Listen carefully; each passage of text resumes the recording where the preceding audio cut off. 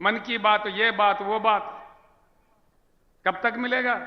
हमारे मरते दम तक। मरी तो रहे हैं।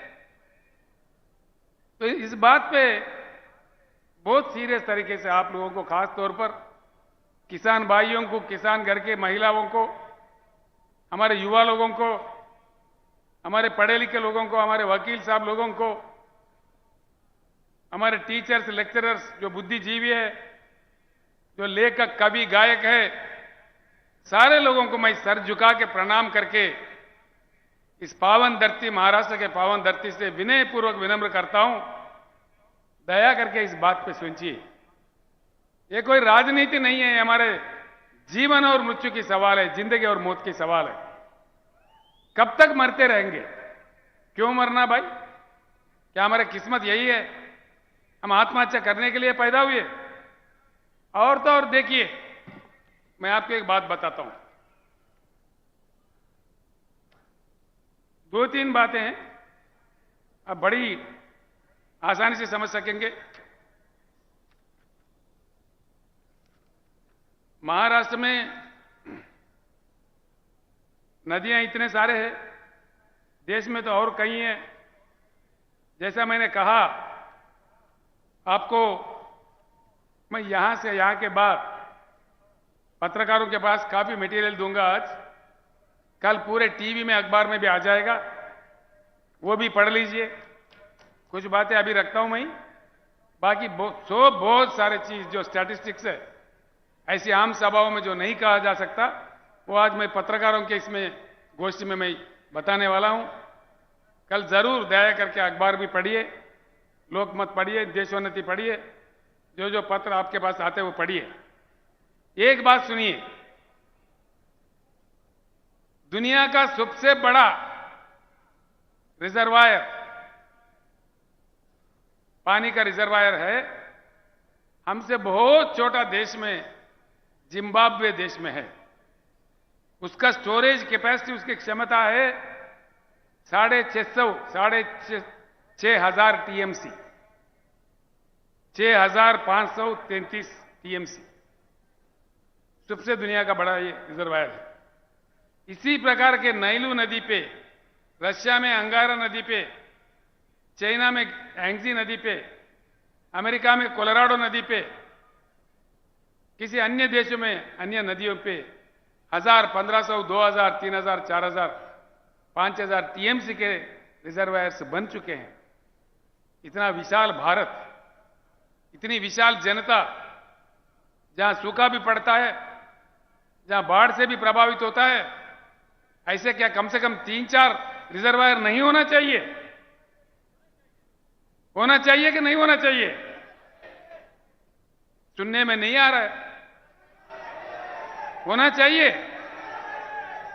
ऐसे बड़े बड़े रिजर्वायर बनना चाहिए। फिर क्यों हमारे सरकार चुप बैठे हैं? मतलब ये नहीं बनते, और उल्टा चक्कर क्या बनते? क्या बनते? ट्रिब्यूनल। भाई देखो, मैंने जैसा कहा, हिंदुस्तान की कृषि योग्य भूमि है 41 करोड़ एकड़। सरकार अगर सही है, ईमानदार है, पानी उठा के दे दे, तो हिंदुस्तान के हर एकड़ में पानी जा सकता है, पानी दिया जा सकता है। ये पानी दिया जाए, नहीं दिया जाए? बोलिए, दिया जाए? समंदर में जाने के पानी लेके उठा के भूमि पे लाया जाए कि ऐसा ही छोड़ा जाए? आना चाहिए।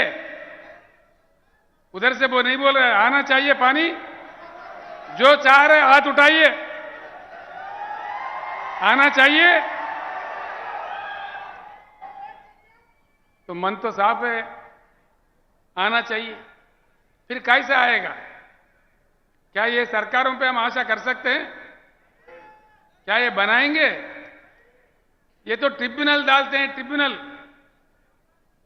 20, 25, 30 साल तक ट्रिब्यूनल का अवार्ड नहीं आता। उसके बाद कितने हमारे ऊपर लगा दिए, ग्रीन ट्रिब्यूनल, मट्टी ट्रिब्यूनल, एनवायरनमेंट कमिटी, वो परमिशन नतीजा आए तक और एक 15 साल। उसके बाद फिर बजट, फिर पास करो, बनो प्रोजेक्ट, यानी कि तीसरा चौथा पीढ़ी में कोई पानी नहीं आएगा। 100 साल के बाद आएगा पानी। क्या ये सरकारें बनाएंगे? हम आशा कर सकते हैं? इसीलिए हमने कहा है अब की बार किसान सरकार बना तभी ये बात संभव हो सकता है।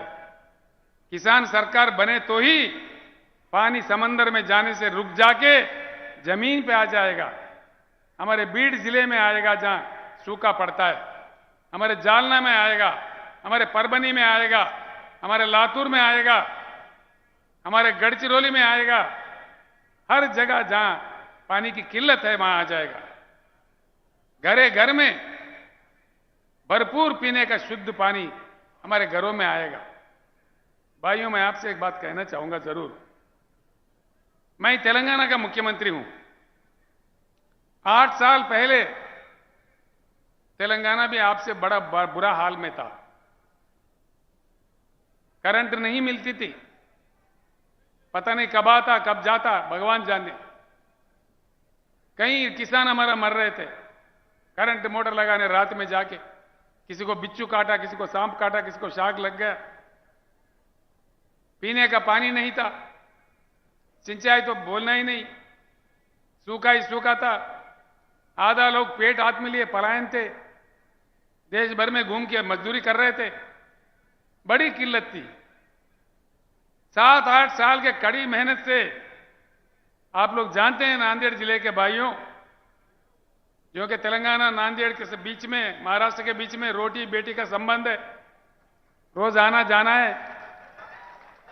आपके लोग, लाखों लोग, हजारों लोग तेलंगाना में आते रहते हैं और तेलंगाना के भाई बंधु यहां भी आते हैं। आज 24 घंटा करंट मिलता है तेलंगाना में। किसानों को प्रकल्प से जो पानी देते हैं, पानी प्रकल्प से, प्रोजेक्ट से, कोई पानी पट्टी नहीं, फ्री में पानी देते हैं। किसानों को 24 घंटा उच्च गुणवत्ता वाला बिजली फ्री में देते हैं। कोई जाके, कोई माई का लाल का दम नहीं है किसान के पास जाके तुम्हारा कितना एचपी है, कितने मोटर है, क्या तुम्हारे 3 मोटर है, 2 मोटर है, लगाओ 50 मोटर भी लगाओ, कोई पूछने वाला नहीं है। कोई पूछने वाला नहीं है। आप जाइए, आप लोग आइए, मैं आपको आह्वानित करता हूं। 4 कदम यहीं आप आदिलाबाद आके देख सकते हैं। और किसानों को हमने 100% मराठी भाषा में 100% कहते हो, बीमा का जो रकम है 100% सरकारी बनती है। और दुर्भाग्यपूर्ण तरीके से किसी किसान का मृत्यु एक्सीडेंटल नहीं, सहज रूप में स्वाभाविक तरीके से भी, नेचुरल डेथ भी, नेचुरल मृत्यु भी अगर होता है, 8 दिन के अंदर उनके घर में 5 लाख का चेक पहुंच जाता है। 70 लाख किसानों का हमने ऐसा किया है। अभी तक करीब करीब 1 लाख किसान जिनका मृत्यु हुआ, उनके घर पैसा पहुंच गया है। और किसानों के लिए 10,000 रुपए हर एकड़ को निवेश के लिए देते हैं, हर एकड़ को। और खरीदारी दान जितना भी उगता है, पूरा पैदावारी 7,000 हमने परचेजिंग सेंटर खोला है। सारा का सारा दान सरकार ही खरीदता है, पूरा एमएसपी देके। ये चीज जब तेलंगाना में संभव है तो महाराष्ट्र में क्यों नहीं, मध्य प्रदेश में क्यों नहीं,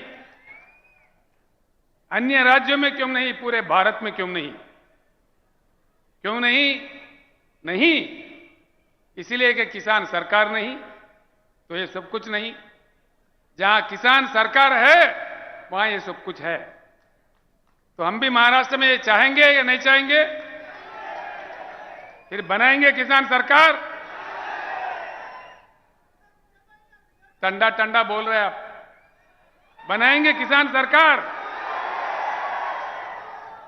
इसलिए मेरा आप लोगों से विनती है। दूसरी बात, ये पानी की कथा है।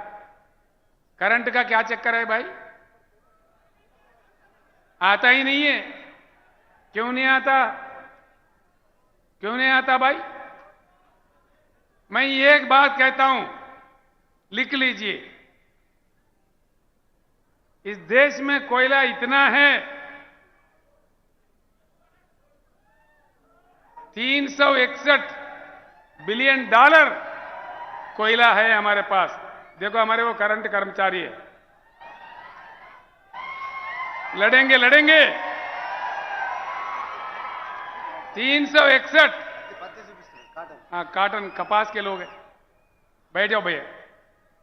361 बिलियन टन्स का कोयला है। देश को जितना करंट चाहिए उतना अगर कोयला से बिजली पैदा करके अगर देश में 24 घंटा करंट भी दे दें, 125 साल के लिए ये कोयला सीमा बस है। और कोयला कहां है? कहीं आकाश में है? यही है, हमारे चंद्रपुर में है, बलारसा में है, उमरेड में है, हमारे गुग्गुस कालरीज में है, महाराष्ट्र के धरती में ही है।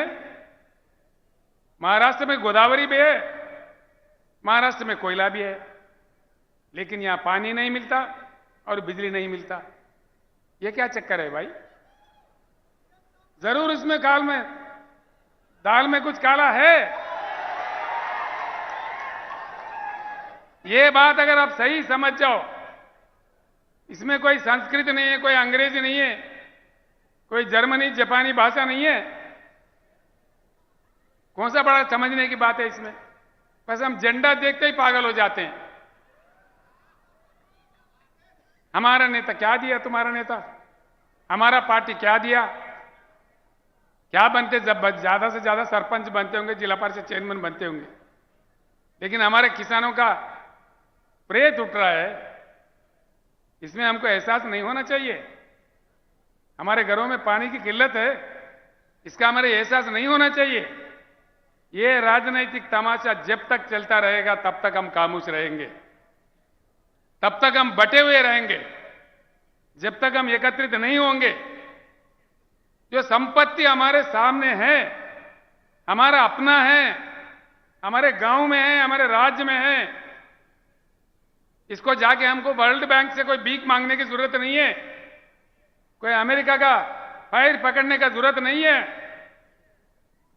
हमारा संविधान है, हमारे कानून है, हम कुछ सब कुछ बना सकते हैं। हम में वो ताकत है, हम आजाद हिंदुस्तान है। लेकिन पार्टियों के नाम पे, धर्म के नाम पे, जाति के नाम पे बटे हुए, बिखरते हुए हिंदुस्तानी है। इसलिए हमारा हालत यह है। मैं एक बात पूछता हूं भाइयों, ध्यान से सोचिए, दिल से सोचिए। आज इस देश का लक्ष्य क्या है? भारत का कोई लक्ष्य है? भारत अपना लक्ष्य खो दिया है, अंधेरे में अपने रास्ते भूल जाके अपने लक्ष्य खो दे के भटक रहा है। बस चुनाव जीतना ही लक्ष्य है, कोई लक्ष्य नहीं है। चुनाव जीतो, दंगा करो, फसाद करो, जाति भेद लाओ, मतभेद लाओ, करोड़ों खर्च करो, शराब पिलाओ, हत्या करो, लेकिन चुनाव जीतो। कब तक जिताते रहेंगे? आकर हम तंग नहीं हो रहा है? जिता जिता के थक गए भाई। कितने आते हैं वोट भिखारी, हर चुनाव में आते हैं रंग बिरंगी कहानी लेके। नेता बदलता है, हमारे किसानों का हालत क्यों नहीं बदलता? किसानों का हालत अगर बदलना है, जैसा तेलंगाना राज्य में बदला है, किसान सरकार आने पर ही बदलता है। अब देखो, मैं दुबला पतला आदमी हूं। मैं जब शुरू किया था, नेता लंबे लंबे मोटे मोटे थे मेरे से, अरे बोला ये दुबला पतला याद ये कुछ कुछ दबा देगा भाई, इससे क्या होगा। अब क्या हुआ, देश जाता है। तो इसलिए नेता को देखा हैरान नहीं होना चाहिए। नेता का मोटापा कहां से आता है भाई, हमारे वोट से ही आता है। नेता बनता कहां से है, नेता का शक्ति क्या है। जब हम ये बात जान गए, जब तक ये बात नहीं समझेंगे भाइयों मेरे बहनों, हमारे को मुक्ति नहीं मिलेगा। हम ऐसे ही आत्महत्या करते रहेंगे, लेकिन हमारा कोई देखेगा नहीं। वो लोग हमको लाइट ले लेंगे। दूसरा बात, मैं आपको आश्वासन देता हूं, अगर आप किसान सरकार बनाओ, गुलाबी सरकार बनाओ, 2 साल के अंदर जगमगाता हिंदुस्तान जगमगाता महाराष्ट्र। हिंदुस्तान के हर गांव में, महाराष्ट्र के कोने कोने के हर छोटे छोटे कस्बे में भी 24 घंटा उच्चगत गुणवत्ता वाला पावर देंगे। ये मेरा आपसे वायदा है। ये हमने करके दिखाया है तेलंगाना राज्य में। जब वहां संभव है, मैं एक बात और सोचिए, तेलंगाना 1/3 यानी कि 4 करोड़ तेलंगाना का आबादी है, छोटा राज्य है। महाराष्ट्र 12.5 करोड़ का आबादी है। तेलंगाना का बजट है 2.5 लाख करोड़। महाराष्ट्र का बजट है 5 लाख करोड़। जब तेलंगाना में किसानों को निवेश दे रहे हैं एकड़ में 10,000, क्या महाराष्ट्र में नहीं दिया जा सकता? महाराष्ट्र में क्या धन की कमी है? धन की कमी नहीं है यार, मन की कमी है। ये बात समझ जाओ। किसान भाई, अगर जो तेलंगाना में जो सुविधा मिल रहा है, सारे सुविधा अगर आप चाहते हो तो उठाओ गुलाबी झंडा और वार ऐसा करो कि खुद बन जाओ नेता। कोई नेता को देखा हैरान होने की कोई जरूरत नहीं है। हम में से ही नेता निकल आते हैं। ये जो नेता है बाल का सुमन है, कहां बैठा है? बाल का सुमन है, ये देखो कितना जवान है। ये कॉलेज में पढ़ रहा लड़का था, मेरे साथ जंग में आया था। कम से कम उम्र में ये पहली बार एमपी बन गया। उसके बाद 30 साल मेरा उम्र जब, हाँ, जब इनके 29 साल उम्र था एमपी बन गया। ये छोटा आदमी थे, विद्यार्थी थे। कहां से बनते हैं? हिम्मत है, ताकत है, लड़ते हैं, ईमानदारी की बात है। तो नेता को देखकर हैरान होने की जरूरत नहीं, हम में से ही नेता को निकालना चाहिए। जब तक ये हम नहीं सीखेंगे तब तक हमारा कोई समाधान नहीं मिलेगा। ये बात मैं आपको समझा रहा हूं। 13 महीने भैया, अपमान का भी कोई हद होता है, कोई सीमा होता है। 13 महीने हमारे किसानों ने दिल्ली राजधानी पे धरना दिया। 750 किसानों का मृत्यु हुआ। एक शब्द प्रधानमंत्री के मुंह से, एक शब्द, कम से कम आंख से एक आंसू, क्या समझना चाहिए इसको? क्या हम इतना लाचार है? किसान इतना बेकार है? हम नहीं दिख रहे किसी को? 750 किसान मर गए। किसी ने पूछा प्रधानमंत्री जी, ये इतने लोग मर गए, कुछ तो उनका सहायता करो। क्या वो मेरे लिए मरे क्या? प्रधानमंत्री खुद ऐसा कहता है तो देश का हालत क्या होता है? तो किसानों के लिए उनके दिल में कितना इज्जत है, सोचिए। मैं पहले ही कहा कि मैं किसी व्यक्ति के खिलाफ नहीं हूं। मैं अगर हूं, किसान के मददगार हूं, किसान के सपोर्टर हूं। मुझे किसी से कोई पंचायत नहीं है। मैं चाहता हूं दिलो दिमाग से कि इस देश में किसी भी कीमत पर किसानों का आत्महत्या रुक जाए, हिंदुस्तान के रेकॉर्ड में पानी आ जाए, 24 घंटा उच्च गुणवत्ता वाली फ्री करंट मिले, किसान के पैदावारी को पक्का अच्छा दाम मिले, उनका रक्षा हुए, उनका बीमा किया जाए। फसल बीमा गिसल बीमा, जो झूठे वादे झूठे ड्रामा है, नहीं सोचने की बात है। बहुत बड़े बड़े नेता है भाई, शर्म की बात है। उत्तर प्रदेश से, महाराष्ट्र से कई किसान नेता भी बोलते भाई हमको जाना है, कहीं को जा रहे भाई, धरना करना है। कहां धरना करना है? शक्कर फैक्ट्री के सामने धरना करना है। हर साल करना है क्या? गन्ना खरीदते हैं, पैसे नहीं देते, 3-3 महीने 6-6 महीने, कहीं तो देते भी नहीं है, दाम भी नहीं देते। क्या घोटाला है इसके पीछे? क्या हमारे सारे नेता इनसे मिले हुए हैं? या तो फिर केंद्र सरकार के पास, राज्यों के सरकारों के पास, चाहे उत्तर प्रदेश का हो चाहे महाराष्ट्र के, या हमारे संविधान में, हमारे कानून में इतनी कमजोरी है कि किसानों को पैसे भी नहीं दिला पाए? ये क्या चक्कर है? सरकार अगर समझता 24 घंटे के अंदर पैसे ना आ जाए किसान के चौखट पे, नहीं आएंगे? आएंगे क्या नहीं आएंगे? यानी कि क्यों नहीं आ रहे? सरकार नहीं समझ रहे, सीरियसली नहीं ले रहे। इसीलिए 13 महीने का धरना देखो, आज क्या हुआ?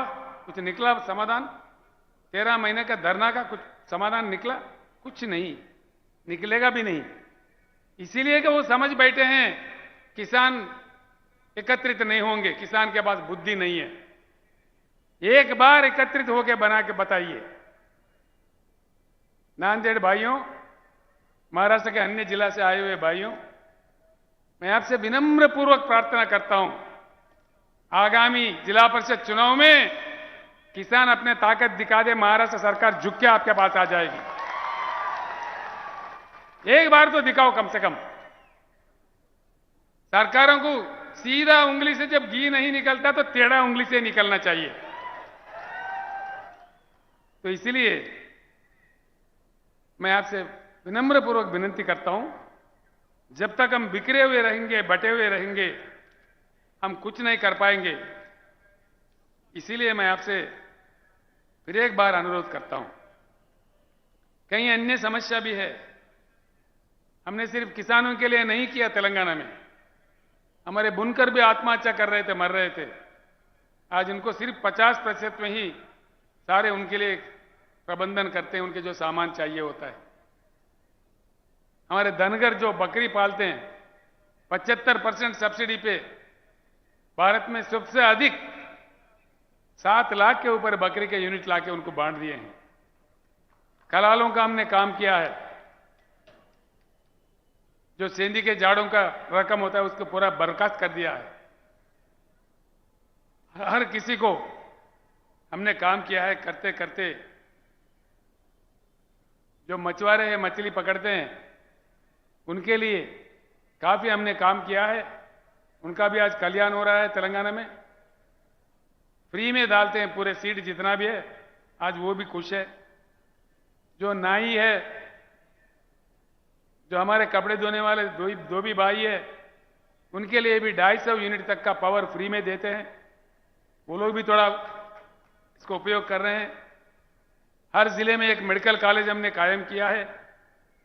1000 से ऊपर आवासीय विद्यालय हमने बनाए हैं तेलंगाना में। ये सारी चीज जब वहां हो सकता है, यहां भी जरूर होना चाहिए, हो जाएगा। अगर आप समझ गए तो यहां के नेताओं के चक्कर में झंडा में उलझे रहोगे, फंसे रहोगे तो कोई काम नहीं बनेगा। तो इसीलिए मैं बार बार आपसे विनती कर रहा हूं, मैं जो भी कह रहा हूं, आगे पत्रकारों को मीटिंग में जो भी कहूंगा, उन बातों को जरूर सोचिए, गांव में चर्चा कीजिए। अगर मेरे बात सच है, मेरे बात में ईमान है, तो उठाइए गुलाबी झंडा, सरकार किसान का बनाइए, दम बताइए अपना, तब जाके समाधान मिल सकता है। आखिरकार दलित भाई, हमारे दलित वर्ग के लोग, पीड़ित वर्ग के लोग हैं, आदिवासी लोग भी है। दलित वर्ग के लोग कब तक रहेंगे ऐसा? इनके लिए भी तेलंगाना में अच्छा समाधान निकाला है। जो तेलंगाना दलित बंधु स्कीम है, हमारे पास 17.5 लाख दलित घराने हैं तेलंगाना में। उनको हर फैमिली को वापस नहीं देने वाला, बिना किसी बैंक के झंझट के 100% सब्सिडी के रूप में 10 लाख रुपए हर घराने को देते हैं। वो जो काम कर सकता है, उनका कोई रोक दाग नहीं है, जो काम वो समझता है कर सकता है वो कर सकते हैं। तेलंगाना दलित बंधु आज पूरे हिंदुस्तान में मशहूर है। ऐसा ही भारतवर्ष में दलितों के साथ जो अन्याय हुआ, उनका भी पीड़ा चले जाना चाहिए, ये हमारा भारत समाज का फर्ज बनता है। तो इसीलिए हमने प्रतिज्ञा लिया है, शपथ लिया है, बीआरएस सरकार आ जाए तो हर दलित घराने को 10 लाख रुपए दिया जाएगा। हर साल 25 लाख दलित घराने को देश में दलित बंधु भी लागू किया जाएगा पूरे देश भर में। रैतु बंधु जो है, किसान बंधु स्कीम, वो भी हर जगह दिया जाएगा, हर राज्य में दिया जाएगा। भाइयों, इससे मैं एक ही बात आपको कहता हूं, मैं आपको कोई युद्ध करने के लिए नहीं कह रहा हूं, आपसे किसी से झगड़ने का, लड़ने के लिए नहीं कह रहा हूं। कोई धूप में, बारिश में आके जंग करो, मैदान करो, तलवार पकड़ो, ये बात मैं नहीं कहता। बस सिर्फ इतना करो कि बैठो, समझो, चर्चा करो, एकत्रित हो जाओ। हाँ, ऐसा उंगली से मारे तो मार नहीं लगेगा, मुट्ठी भर के पचकड़ मारो तो जबरदस्त मार लगेगा। उंगली बन के नहीं रहना है, मुट्ठी बन के रहना है। एकत्रित हो जाओ, अपने वोट अपने लिए इस्तेमाल करो, अपने वोट अपने लिए। अपना सरकार बने तब जाके हमारा समाधान निकलता है। पानी आ जाएगा, बिजली आ जाएगा, एक के पीछे एक सुबह आ जाएगा, सारे समाधान निकाल जाएंगे, ये गोलमाल से हम हट जाएंगे, अपनी सरकार बना लेंगे। मैं आपसे नहीं, कई चीजें भाई क्या बोलते, मैं आपको कम बातों में कुछ बातें समझाने की कोशिश किया, काफी अन्य बातें भी है। किसानों पे मैं ज्यादा कहना चाह रहा था। इससे पहले हमारे धर्माबाद तालुके के बापूराव कदम जी, हमारे युवा मित्र गणेश कदम मेरे पास आए थे, काफी साल पहले से मेरे पास आ रहे हो। वो चाह रहे थे बार बार कि साहब आपकी आवाज महाराष्ट्र में आ जाए, नांदेड़ में आ जाए। मैं उनका शुक्रिया अदा करता हूं और आप तमाम लोगों का भी शुक्रिया अदा करता हूं। मुझे आशीर्वाद देने के लिए जो इतनी भारी संख्या, मैंने सोचा भी नहीं था इतनी बड़ी तादाद में आप आओगे। इतनी बड़ी संख्या में आके जो आपने एकता बताई, जो प्यार मुझे दी, जो आशीर्वाद आपने दिया है, मैं दिल में रखूंगा, मैं भूल नहीं जाऊंगा। ये मेरा पहली सभा था महाराष्ट्र राज्य में। कुछ ही दिनों में भाइयों बीआरएस का काम शुरू होगा। हमारे मानिक कदम जी जो किसानों के लिए जिंदगी भर लड़ते हैं, हमारे दशरथ सावंत काका, अभी उनका 84 साल उम्र है, 84 इयर्स, अभी भी वो किसानों के लिए तड़पते हैं। ये लोग तैयार किया है पूरा नक्शा। सिर्फ 8-10 दिन के अंदर हर गांव में बीआरएस की गाड़ी आ जाएगा, हर गांव में आ जाएगा। पूरे कमिटियां बनेंगे ताकत जुटाने के लिए, किसानों को एकत्रित करने के लिए। 10 दिन के अंदर, मात्र 10 दिन के अंदर पूरे गाड़ियां हर गांव में, मतलब यानी कि महाराष्ट्र राज्य में 288 असेंबली हल्के हैं, पूरे 288 गाड़ी एक साथ निकलेंगे। छत्रपति महाराज के जन्मस्थल जो शिवनेरी है, वहां माथा टेक के, शपथ लेके किसानों का सरकार बनाने के लिए पूरी महाराष्ट्र राज्य में किसान कमेटियां बनाने का प्रक्रिया शुरू होगा। मैं आपसे फिर एक बार प्रार्थना करता हूं कि आप सब लोग एकत्रित हो जाए। मैं भी 4 जगह जाऊंगा, सिर्फ नांदेड़ नहीं, पश्चिम महाराष्ट्र जाऊंगा, विदर्भ में जाऊंगा, उधर उत्तर महाराष्ट्र में भी जाऊंगा, हर जगह जाऊंगा जहां तक मेरे से हो सकता है। जो शक्ति भगवान ने मुझे दी है, मैं पक्का उसके लिए काम करूंगा। इतना कहते हुए, धर्मस्य विजयोस्तु अधर्मस्य नाशोस्तु प्राणिषु सद्भावनास्तु विश्वस्य कल्याणमस्तु। जय महाराष्ट्र, जय भारत, जय हिंद। धन्यवाद।